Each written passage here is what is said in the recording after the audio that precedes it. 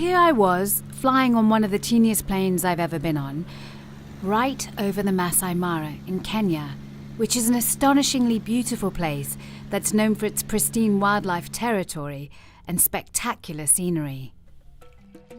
I headed to a protected community-owned Maasai conservancy called Naboisho. I was volunteering there with a company called Africa Impact, and I did a variety of work over there, which I will tell you about. A little bit about the conservancy. Naboisho was selected for its commitment to educate and inspire others to practice responsible tourism and sustainability, therefore making it a better place for both people and the animals to coexist.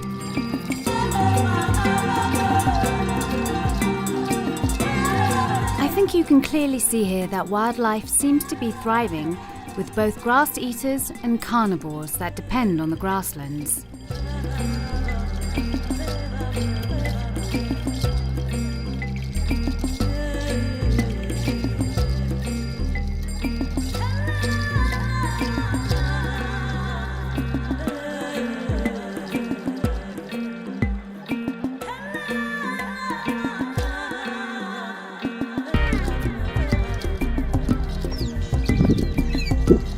The density of lions here is one of the highest in the world, but the lion is still under grave threat due to loss of habitat, poaching, and poisoning, which is also the same threat to Kenya's elephants. Even today, there's still such a big epidemic of elephants being poached for their ivory. And it's been said that an elephant is poached every 15 minutes. But having said that, Naboisho has become a haven for these gentle giants.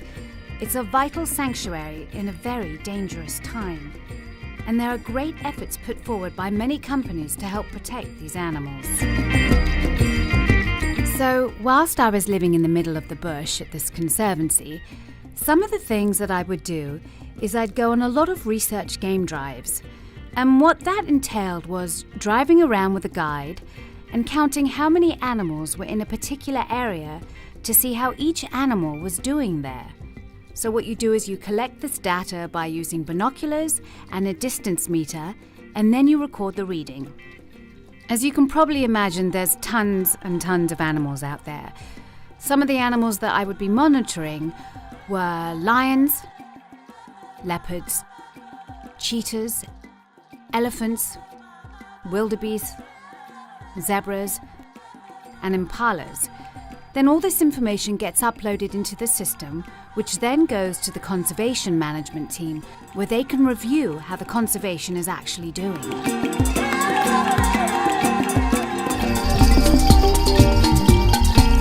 There were so many magical moments that happened when I was there. I was lucky enough to witness the birth of a baby Impala. So we pulled over and we placed ourselves at a great enough distance so that we didn't disturb the female mother. As you can imagine, the mother is really vulnerable at this moment, and there are predators all around, so she has to really be aware of her surroundings. So she's placed herself in a safe enough area for the time being. You can see here that she's actually quite anxious, so you wait, and you wait, and you wait. And then suddenly, here comes a baby. Once the baby is born, the mother quickly starts to eat the placenta and clean the baby to avoid any attraction from predators. What's amazing is this baby stood within 15 minutes after giving birth.